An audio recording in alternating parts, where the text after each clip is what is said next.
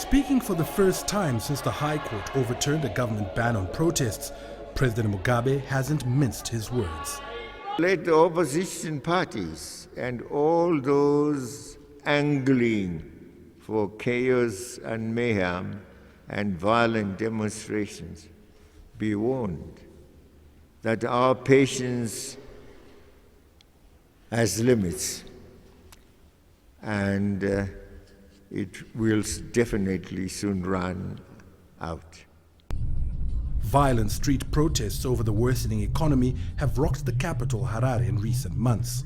While acknowledging the hardships, Mugabe maintains the protesters, including opposition parties and activists, are being funded by the West to remove his government. And we are there to defend democracy, proper democracy,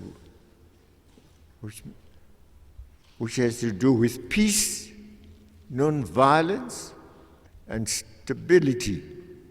And if we take actions which are painful, they have only themselves to blame. The president says his administration is working to alleviate the suffering, particularly in drought-stricken areas where food is being distributed to all Zimbabweans.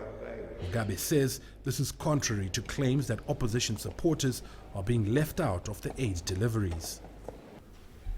It's completely false, absolutely false.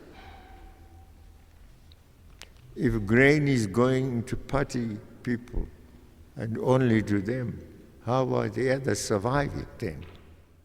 Apart from responding to the civil unrest, the ruling party is also preparing for 3 parliamentary by-elections to replace MPs it sacked for fanning factionalism. The polls will be held next month. CCTV, Harare, Zimbabwe. Of course, the country has faced a few months of protests, and now today the country's president, Robert Mugabe, speaking to his executive, has said, or his party's executive rather, has said that those protests are perhaps funded by the West. Let's get you more on this now. CCTV's Farai Makutuya joins us live from Zimbabwe's capital, Harare. Farai, of course, we're hearing that Mugabe is suggesting that these protests are funded by the West. We know that they started for economic reasons when it was public servants questioning where their salaries were. But today, is it politically motivated? Well, Lindy, as you quite rightly say, the economy was the trigger that started all this.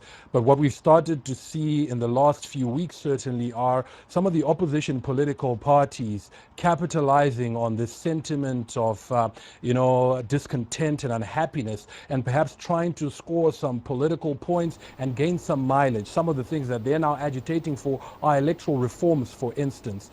So certainly it's taking a political twist, but the trigger, and I suppose the biggest frustration with many Zimbabweans here, is the economy, the shortage of